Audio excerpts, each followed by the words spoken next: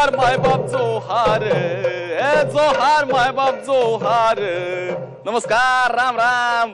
ओळखलं का मला? नाही ओळखलं? अहो असं काय करता? नटरंग सिनेमा पाहिलाय की नाही तुम्ही? अतुल भाऊंचा गुन्हा पाहिलाय की नाही? तरी पण नाही ओळखलं? अहो असं काय करता भाऊ? म्या शाहीर, आमची तमाशा पार्टी हाय सांगलीला. हे असं होतं बघा भाऊ, तुम्ही लोक कलावंतांवरचे सिनेमे बघता पण लोक कलावंतांना ओळखत नाही. पण तुम्हाला प्रश्न पडला असेल की म्या इथे कसा? सांगतो. त्याचं काय झालं, म्या आणि आमचे महाराष्ट्रातले खानदेश म्हणा, मराठवाडा म्हणा, विदर्भ म्हणा, कोकण म्हणा, अशा सगळ्या भागातून आमचे लोक कलाकार बांधव इथे मुंबईत जमले होते. अवकाशासाठी म्हणून काय विचारता? इतिहासातलं पहिलं अखिल भारतीय लोककला संमेलन भरलं होतं ना, त्यासाठी.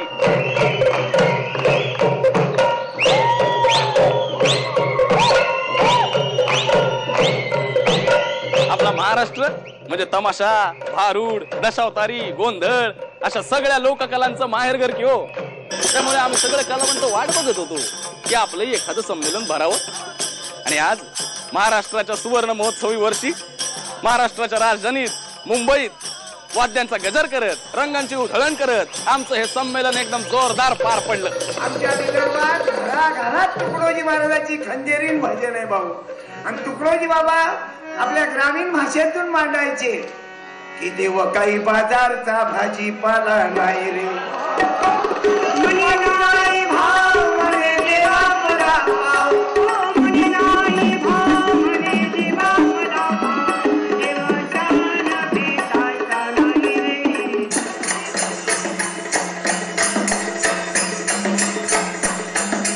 अरे दुर्योधन कहे कृष्ण, पांच भाई पांडवों को तो मैं अपने जीते जी कभी एक सुई के लोग के बराबर जमीन देने को तैयार नहीं. कृष्ण कहे वाह दुर्योधन वाह. अरे ये भी कोई बात है? अरे भाई के साथ ऐसा क्या बात है?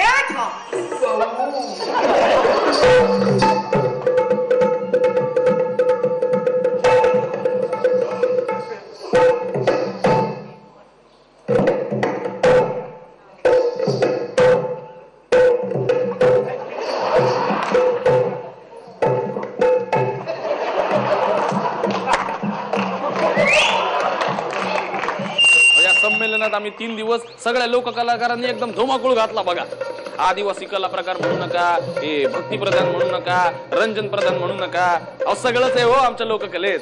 आणि या महोत्सवाला आमच्यातील लय भारी भारी मंडळी उपस्थित होती माहिती का? तीजनबाई, छायामाया खुटेगावकर, रघुवीर खेडकर, विठ्ठल उमप, त्याच्यानंतर नाईक मोचेमाडकर दशावतारी मंडळ. अहो या सगळ्यांचं सादरीकरण बघून आमच्या अंगावर काट आला बघा.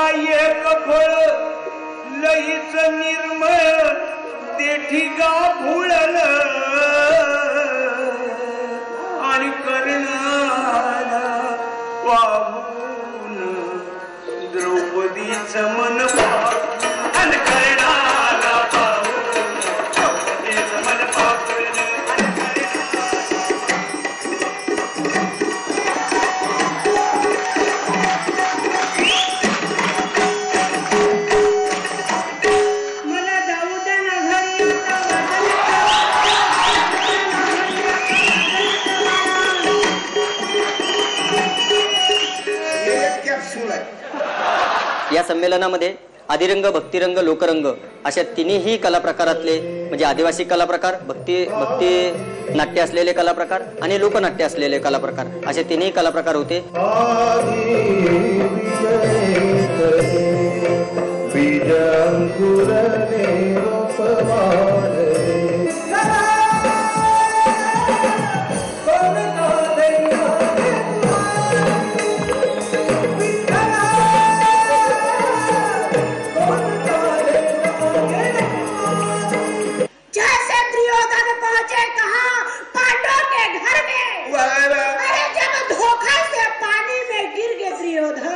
तो द्रौपदी जब ताली पीट के खलखला के हंसे, अरे अंधा के बेटे अंधा पानी में नजर नहीं आ रहा।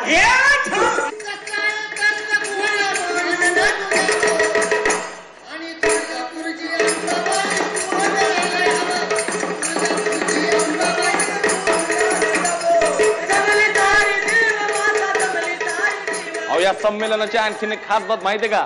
आम्ही लोककलाकारांनी आपापली कला सादर केली, पण त्याच बरोबरीनं लोककला कशी जोपासली पाहिजे या संबंधित परिसंवाद सुद्धा झाला. या परिसंवादात आपले वामन केंद्रे, जब्बार पटेल, प्रज्ञा पवार, कुमार केतकर, अरुणा ढेरे असे अनेक मान्यवर लोक येऊन चर्चा करत बसले होते. आता चर्चा तर जोरदार झाली बुवा, पण लोककलेचं पुढे काय होणार ते बघूया. त्यांचं नाट्य हे आमच्याकडे लोककथा 78 म्हणून आलं किंवा जांभूळाख्यान स्टेजवर सादर झालं तर आम्ही त्याच्याकडे एक कला म्हणून बघतो, त्याचा विचार कला म्हणून करतो, कलावंत म्हणूनच त्यांना स्वीकारतो.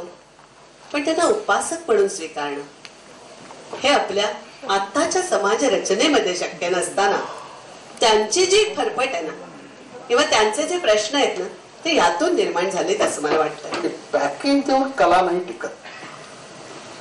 कलावंताला कला सादर करण्याची दृष्टी दिली पाहिजे असं म्हणाले कोणतरी.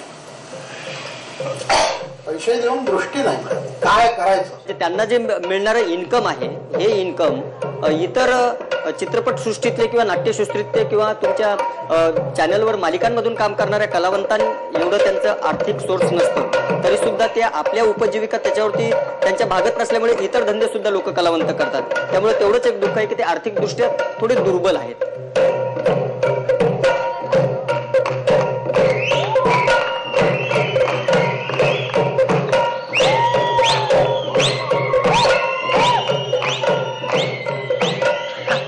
असं होतं बघा, आमच्या या मोठ्या मोठ्या कलावंतांचं सादरीकरण बघून माझे पण हात शिवायला लागले. आता मला ढोलकी वाजवायची लय तलप आलेली आहे.